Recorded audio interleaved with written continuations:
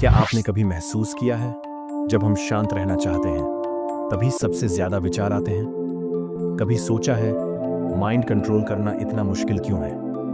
आज हम एक ऐसी कहानी सुनेंगे जो न सिर्फ आपको इंस्पायर करेगी बल्कि माइंड कंट्रोल का सीक्रेट रिवील करेगी। गौतम बुद्धा की रियल लाइफ से इंस्पायर्ड। ये सिर्फ एक कहानी नहीं, एक ट्रांसफॉर्मेशनल जर्नी है।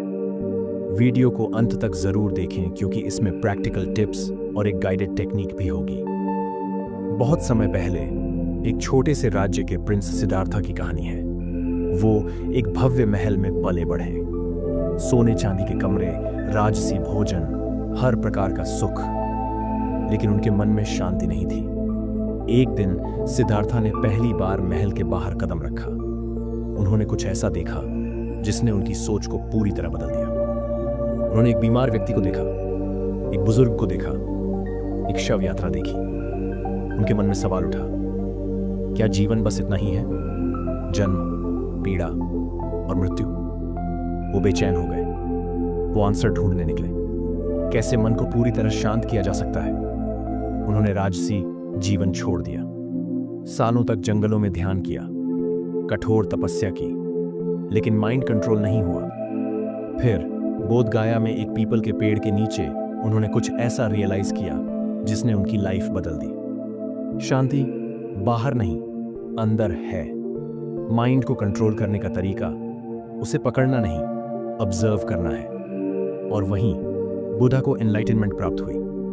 अब सवाल यह है, क्या यह विजडम सिर्फ उनके लिए थी या हम भी सीख सकते हैं? तो आखिर बुद्धा ने माइंड कंट्रोल कैसे किया? सिंपल, उन्होंने माइंड को समझने का तरीका सीखा। माइंड एक बंदर की तरह है, रेस्टलेस, डिस्ट्रैक्टेड, हमेशा भटकता रहता है। लेकिन अगर आप इसे पकड़ने की कोशिश करेंगे तो ये और ज्यादा उग्र हो जाएगा। Solution? Observe, don't react. Imagine एक शांत झील। जब पानी स्थिर होता है तभी रिफ्लेक्शन क्लियर दिखता है। मन भी ऐसा ही है, जितना शांत उतना क्लियर। तो प्रैक्टिकल लेवल पर माइंड कंट्रोल कैसे करें? यहाँ 3 सिंपल टेक्निक्स हैं जो गौतम बुद्धा की सीख से इंस्पायर्ड है। 1. Mindful breathing. अपनी सांसों पर ध्यान केंद्रित करें। Inhale, exhale. जब विचार आए उन्हें रोकने की कोशिश मत कीजिए, बस ऑब्जर्व करें। 2. The thought labelling technique. जब भी कोई थॉट आए उसे लेबल कीजिए। ये स्ट्रेस है, ये फियर है, ये डिजायर है। इससे इमोशनल अटैचमेंट कम हो जाती है। 3. The present moment awareness. अपने सराउंडिंग्स ऑब्जर्व कीजिए। The sound of birds, the air on your skin, the scent in the air. जब आप प्रेजेंट में होते हैं माइंड काम हो जाता है। जब बुद्धा ध्यान कर रहे थे तब भी उनके माइंड में डिस्ट्रैक्टिंग थॉट्स आए। उनकी सबसे बड़ी परीक्षा तब हुई जब उनके मन में मारा, द डीमन ऑफ इल्यूजन, ने फियर और टेम्पटेशंस भेजे। पहले डर, तुम ये नहीं कर सकते।